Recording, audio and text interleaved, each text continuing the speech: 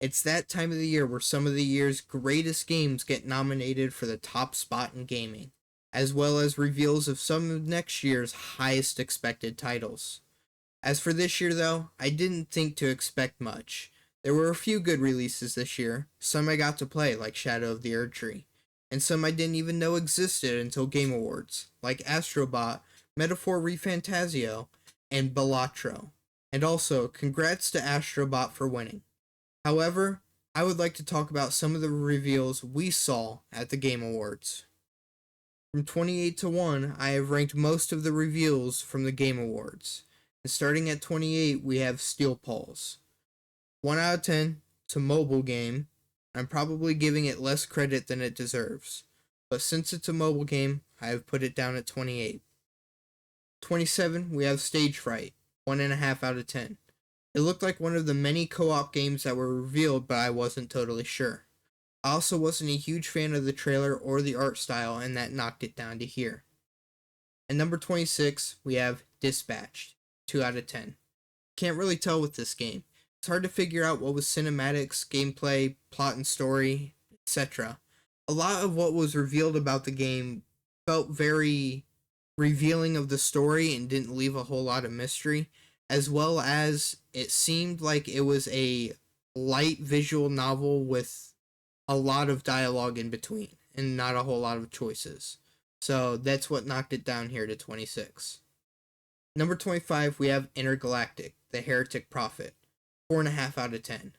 Naughty Dog's new game that none of us really got excited for. Number 24, we have Thick as Thieves. 3 out of 10.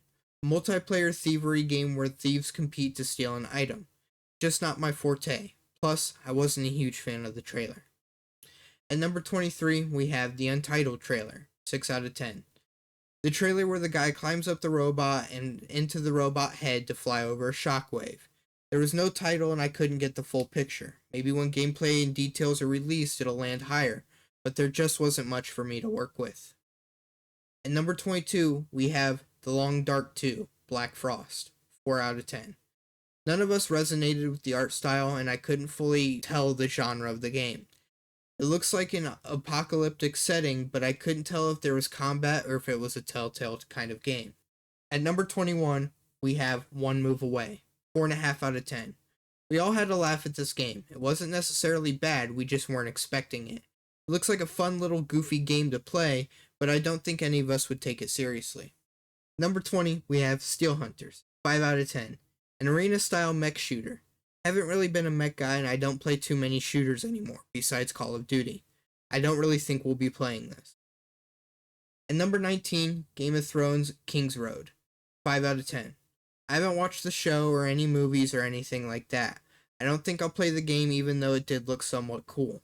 But the trailer quality didn't look that good and it hurt the first impression for me. This would probably rank higher if I had watched the shows or any movies that have come out over it. But for right now, it's landed at number 19. Number 18, Rematch. 5 out of 10. A soccer game with a wall instead of an out of bounds. None of the group really plays sports games besides me and I only play Madden. So I don't think we'll be playing this game. Number 17, Turok, 5.5 out of 10.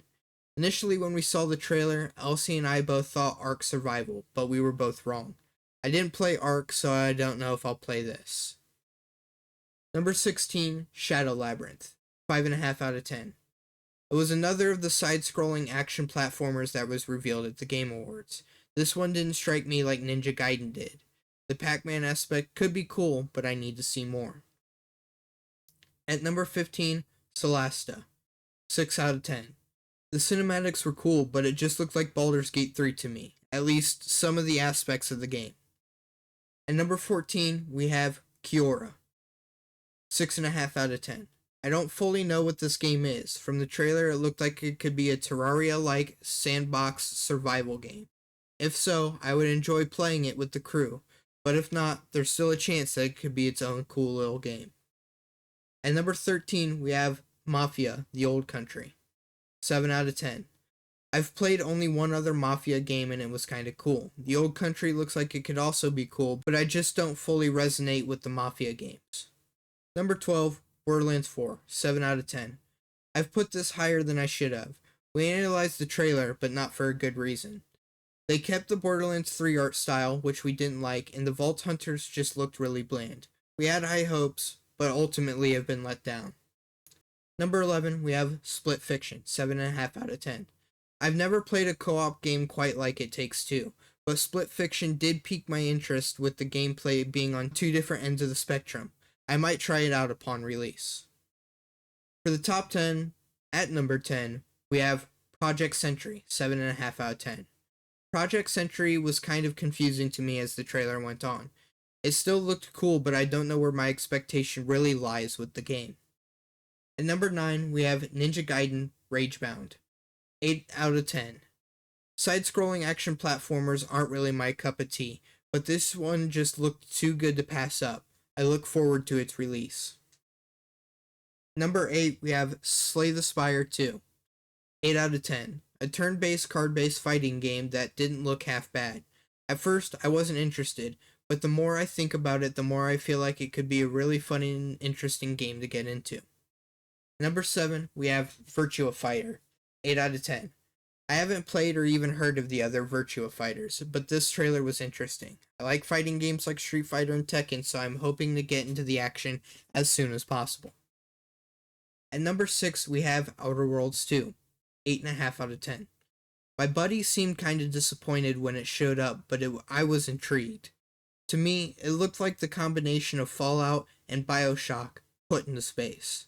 If it can stay that way and meet my expectations, I won't regret putting it this high. Number 5, we have Dying Light the Beast, 8.5 out of 10. Like Luke said, it can't be any worse than Dying Light 2. The trailer helped its case. I've only played the first Dying Light and enjoyed my experience with it, so I'm looking forward to the arrival of Dying Light the Beast. Number 4, The Witcher 4, 9 out of 10. A fully cinematic trailer with very revealing aspects. I haven't played any of the other Witchers, but this one might change that. Number 3, The First Berserker, Kazan, 10 out of 10.